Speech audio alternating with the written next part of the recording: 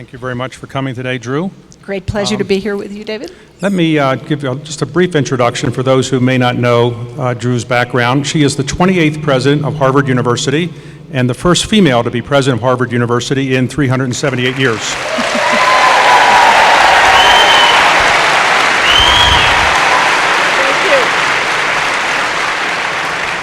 And tomorrow, she will mark 7 years in this job. So she took over in July 1, 7 years ago, right? Mm-hmm. Okay. So before we get into a couple questions I wanted to ask, I just wanted to ask the audience, how many people here are graduates of Harvard College? Okay. How many people are graduates of Harvard Graduate School, professional schools? How many people had children go to Harvard? How many people think they should have gone to Harvard, but the admission... Okay. How many people think your children should have gotten in? Okay. Okay, so let's ask the first question, which is on everybody's mind. How does one actually get into Harvard? What do you have to do? I mean, how can one help one's child or grandchild in case they were interested in getting into Harvard? Is there any special secret? Well, you have to fill out an application and send it in. But more seriously, as I think about what's required and what we look for, we really look for two things. One is somebody who's going to be able to take advantage of the experience there. With undergraduates, we're especially excited by people who will really use the university, use its resources, its intellectual resources, its extracurricular resources. And we also look for people who are going to be interesting members of a community to which they can contribute. So it's a combination of what they can take and what they can give. So I would say make your children interesting or encourage them to follow their passions and their directions that will excite them and therefore excite us. Okay. That's really the foundation This year you had about 38,000 applications. You accepted a little bit more than 5%. So if somebody is a valedictorian, perfect scores on their SATs, captain of the football team, president of student government, are they guaranteed to get in or not? No. No. Okay. No. So we look for intangibles that go along with strong academic capacity and the kinds of objective measures that you've just described. So we could fill our class, I think, twice over with valedictorians. So we look for other kinds of characteristics as well. Character is another one. Those recommendations from teachers, employers, who this person is matters a lot because that's going to say how they are going to interact within our community. And that is key for the whole foundation of a residential university. Okay, so you're minding your own business. You're the head of the Radcliffe Institute for Advanced Study. You were the first person to head the Radcliffe Institute for Advanced Study, which was set up at Harvard, replaced Radcliffe College. You had been at Penn your career. You have a PhD from Penn, and you had an undergraduate degree from Bryn Mawr. You would have gone to Princeton as your father and brothers did, but they didn't take women then. Is that right? If I'd gotten in, I would have been compelled to apply, as all my brothers were, and probably compelled to go had I been accepted, but it wasn't even an issue because Princeton didn't take women when I was a high school senior. Okay, but it worked out okay. Worked out fine. Right. So you're minding your own business. You're a very famous historian. You are well regarded by everybody at Harvard. Why would you want to be president of Harvard? What's so great about that? Why did you want to give up what you had? I've spent my adult life really since I was 17 years old in universities and colleges, thinking about learning and the magic of what universities do and the importance of the role universities play in our country and in the world as well as in the lives of the students and faculty that I'd encountered over those years. And I realized actually when I came to Radcliffe what an important role Harvard played in setting a standard and setting an agenda and setting a vision of leadership in higher education. So when I was asked, would I do this job, it never occurred to me for a second that I wouldn't want to contribute to an institution that I think is so valuable. Any second thoughts in those 7 years about this? Not one. Okay. So what's the best part about being the president of Harvard? Do people return your calls more quickly, or, do you have to wait in a line anywhere ever, or what is the best part about being president of Harvard? Well, I just waited in the line in the bathroom with some of you, so I do wait in lines. What is the best part? The best part about being president of Harvard is who I get to meet, and that ranges from incoming freshmen in the college with their aspirations and ambitions and bedazzled approach to the years ahead of them, to the faculty members in our medical school or in our School of Public Health or in our law school or our policy school, the Kennedy School, imagining how they're going to contribute to the world and how their curiosity and their research takes them on a path that they are almost unique in defining and imagining. So it's a place that fills me with wonder, and I feel privileged to be part of that. Right. What's the worst part about being president of Harvard? Is there any downside to being president of Harvard? I know one time you were asked to throw out the first ball at Fenway Park. Was that easy to do? That was a good part about being president of Harvard. At least it seemed so when I accepted the invitation, though for the next few months it became a matter of considerable terror for me. Because as I thought about it, and this is a little bit emblematic about being president of Harvard, I was going to stand there in Fenway Park and all eyes were going to be on me. And I was going to hold up the honor of Harvard, but I also thought I had to hold up the honor of womankind. It just would not be good if I got up there and, as they say, threw like a girl. So I enlisted a lot of helpers. And this is another thing about being president of Harvard. People are really generous in their willingness to help. So The baseball coach helped. He gave me some tips. One of the members of our governing boards who'd played baseball as an undergraduate helped, Joe O'Donnell. He came and gave me tips. My daughter, who played really good softball in high school, helped. And my husband helped every night for months as we played catch after dinner. All right, so what happened? It's 60 feet, 6 inches. Did you get it across the plate? I got it across the plate. Great. All right. And I got the best headline I've ever gotten in 7 years from the Harvard Crimson, the student newspaper. Big type, great throw, Drew. All right, well, congratulations.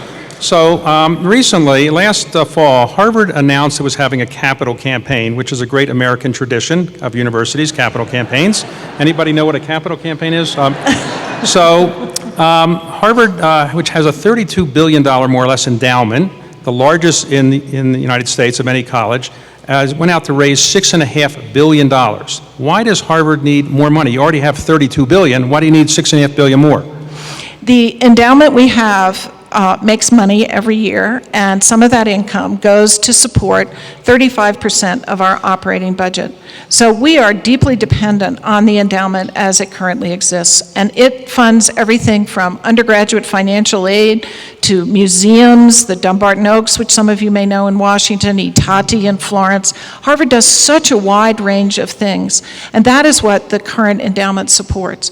But as we think about a future in which we want to invest in new kinds of digital learning, in which we want to fund the very much expanded financial aid program we introduced over the past decade and that we're now paying for out of operating funds rather than endowment, we see real reasons to want to do new things, and the capital campaign is designed to enable us to do that. What percentage of people who go to Harvard now have financial aid, undergraduates? Do you give 10%, 20%, 30% of the people financial aid? In the college now, 60% of our undergraduates are on financial aid. Oh. And the students on financial aid pay an average of $12,000 a year to come to Harvard, so we make it very much affordable. And for students who come from families who make less than $65,000 a year, those families make no parental contribution. They do not have to pay. Okay. So do you have anybody Jewish getting financial aid? Anybody Jewish getting financial aid? No. No? Okay. So now, I think I'm going to ignore that question.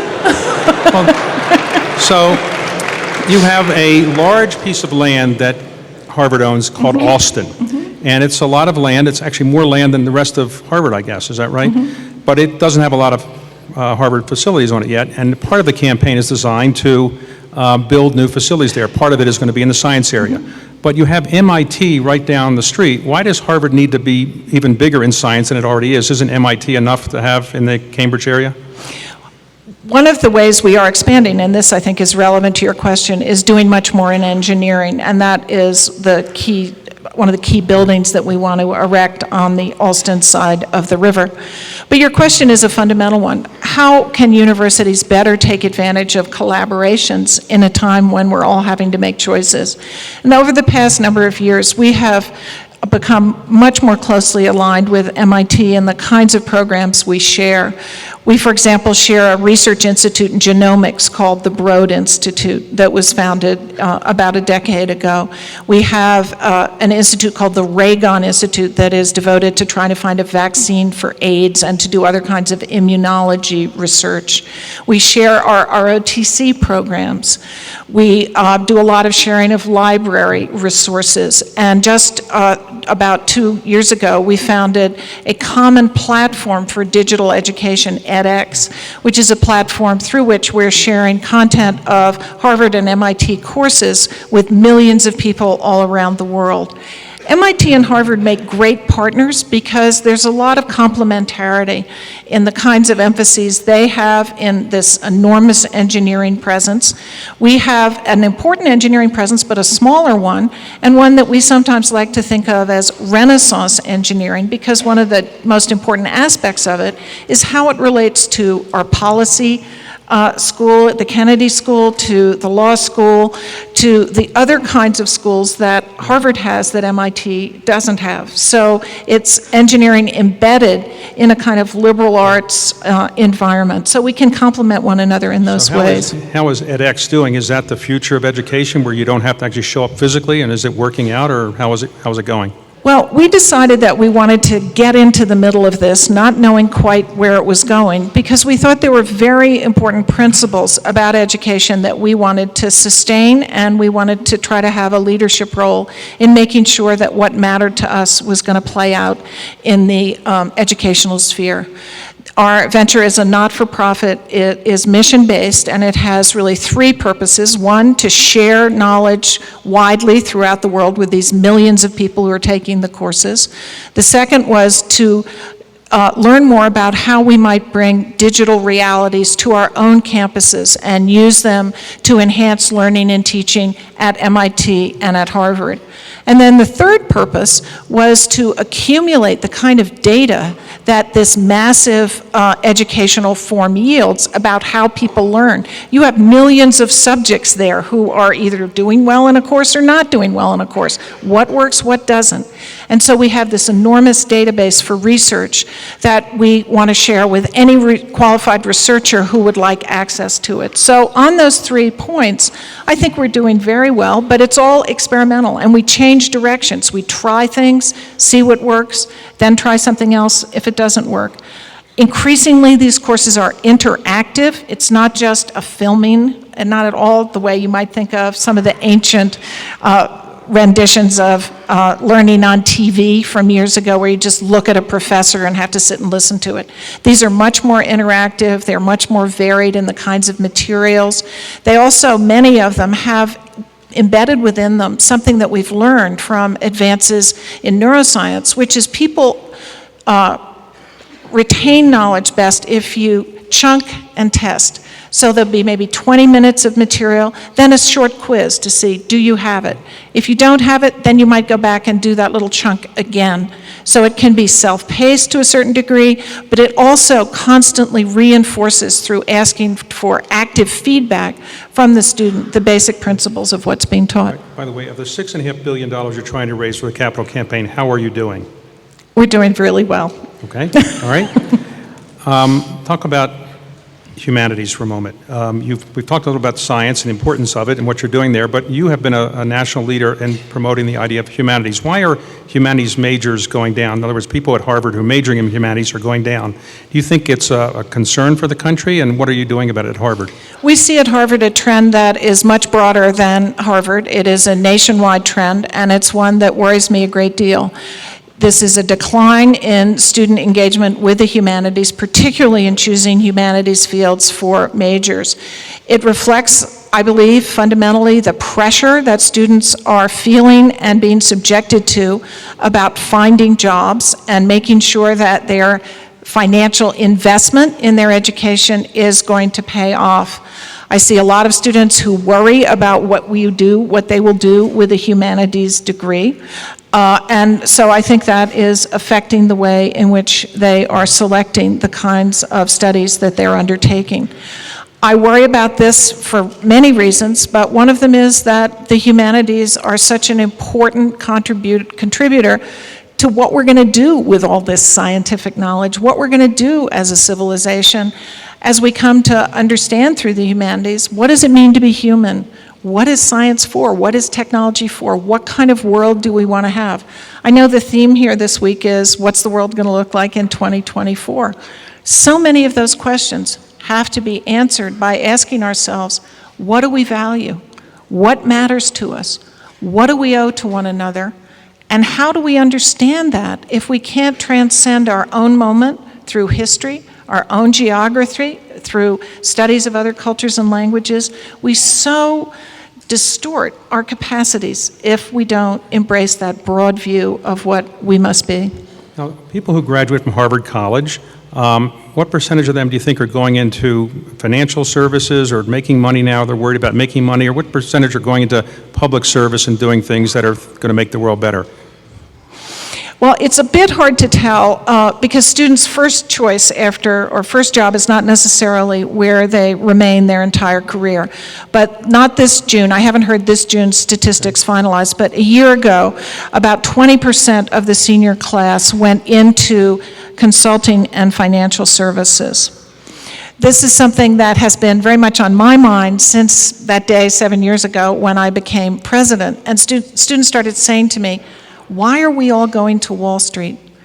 And I thought that was such a curious question. It was as if someone was chaining them and shipping them, and they had no agency in this. And so I've tried to open up to students more pathways to other kinds of choices, should they choose to make those kinds of choices. Public service being one, putting a lot of value on that and trying to have our career counseling office detail the sorts of opportunities. Teach for America, about 20% of our students apply to Teach for America every year, and we value that very highly. So there are a lot of ways. The arts, that's another thing that we have been trying to encourage students to pursue. And with our financial aid program, a lot of them graduate without debt, most of them. 75% of our students graduate without debt. So they can take a risk and not find themselves having to pay back loans immediately after college. So why is it important that Harvard does well? Suppose Harvard doesn't raise the capital campaign that you have now, and suppose Harvard doesn't continue to be the leader in American education. Is that a big problem for the United States, or should Harvard do well? Why should we care if Harvard does well? Harvard has been around since 1636, the very earliest days of British settlement in North America. And it's represented an institution that has, in many ways, defined the nation through its education of presidents, of leaders, through the kinds of research it has undertaken, the kinds of discoveries it has made. In my mind, it represents the importance of an institution and what it can be, and how it can ask any individual to reach beyond themselves and to be part of something bigger than themselves. I think in its traditions, we see the nature of its contributions, but I hope that in the future there will be students who will feel the same inspiration from being part of that long tradition. At our launch last fall, I went through this list of, at Harvard, Winston Churchill stood on the steps and urged America to join and support Britain in the war.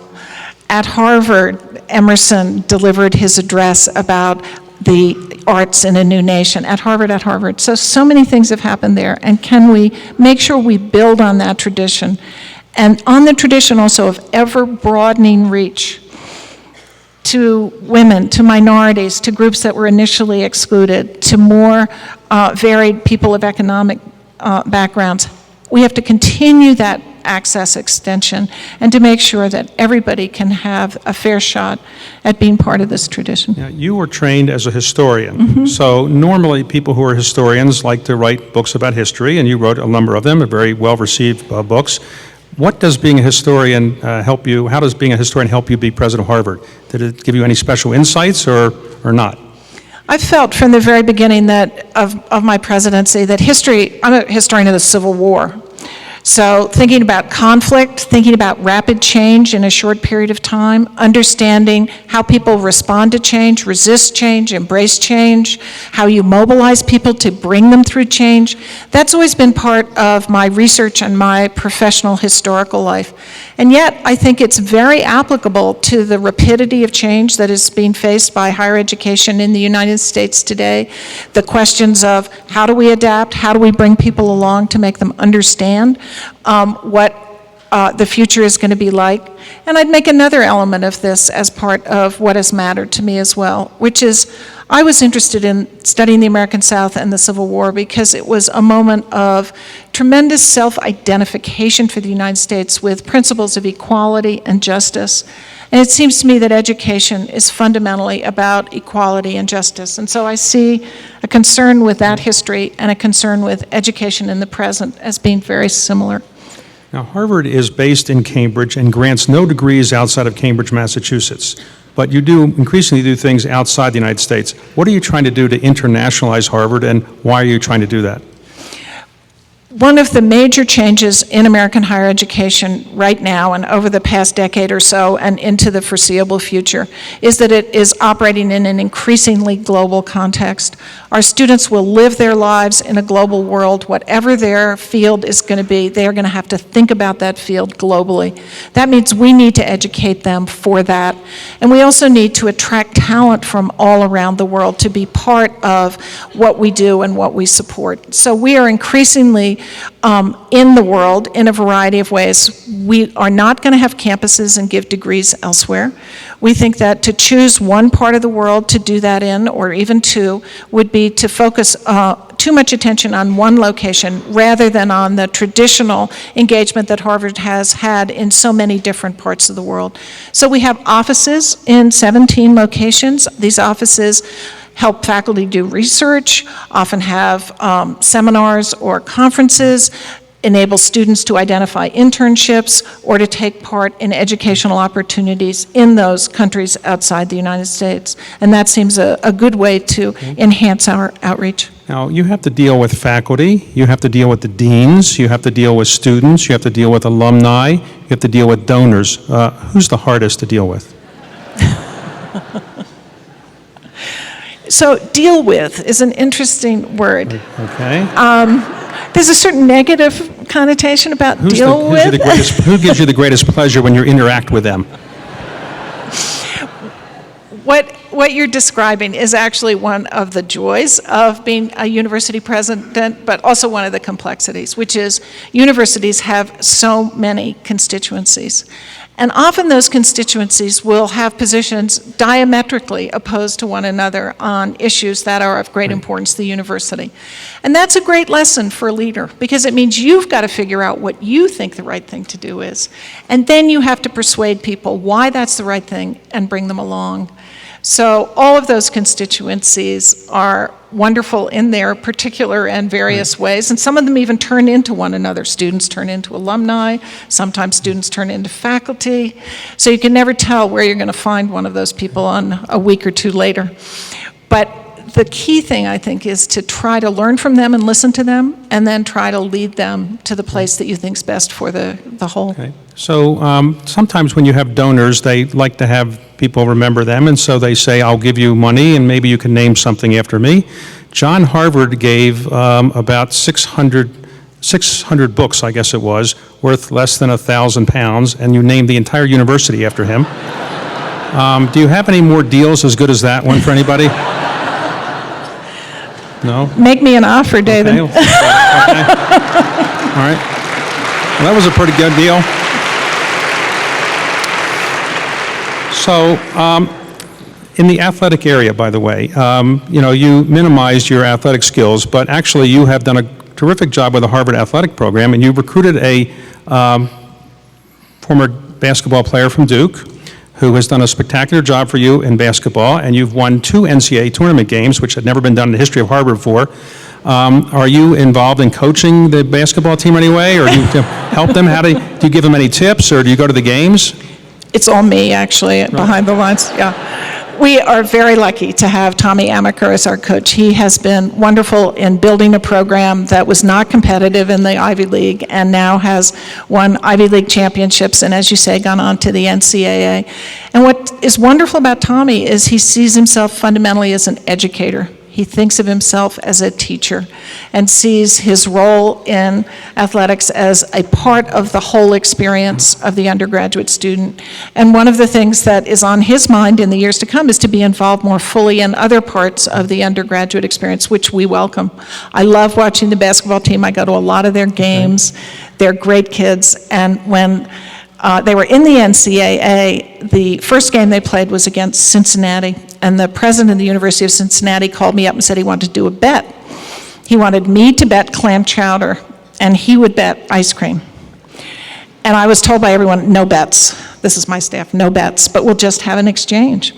So we got our ice cream, and when the students came back, the players came back from the NCAA tournament, we had an ice cream festival for them and the women's basketball team, and it was just wonderful to see how terrific they had been all year and stood up to great pressure and performed really well. And it was especially fun for me to walk into the room where this was happening and have to look up, because I'm pretty tall, and this was really a joy to be among the giants. Now, when you're president of Harvard, and suppose you have to shop for something or another, food or clothing or something, can you go into a store and people don't come up to you and say, well, my son deserves to get into Harvard, or I want this, or can you people leave you alone, or how can you do that? How do you shop?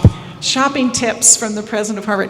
I don't know how I could be president of Harvard without online shopping, but that's not because people bother me in stores, it's because I have no time. Okay. But when I do go into stores or anywhere else walking around, it's very rare in Cambridge that someone comes up and accosts me. They'll grin at me, they'll smile at me, but there's an almost unspoken, we're going to leave her alone.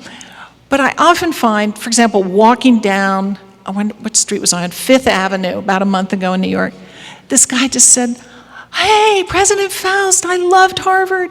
And people stop me to say nice things. And so that's great. In airports, on the street. So any of you who went to Harvard want to stop me on the street, tell me something nice, please feel free. So you've now completed 7 years, Yep. and you have to do another 7 years or 10 years? Do you have any plans how long you would like to do this? Well, what I say is that I would like to serve as long as Charles William Eliot. He's one of my predecessors. He became president in 1869, and he ended his term in 1909. That's 40 years. Wow. So I have 33 years to go. Now, the message here is don't think you can wait me out. So suppose the President of the United States called you after you'd served for 20 years and said, I'd like you to serve your country in another way, come into the government. Would you ever consider going to government, cabinet officer, anything like that? Well, we'll have to see what's up in 40 years Okay. when it's 2047. You obviously have a lot of great skills, and I wonder whether you ever consider the highest calling of mankind after you're done, private equity. Would you ever consider that? No? No? Well, David, as I said a few minutes ago, make me a deal. Okay. When we're done, we're ready. Thank you very much for a great interview. Thank you.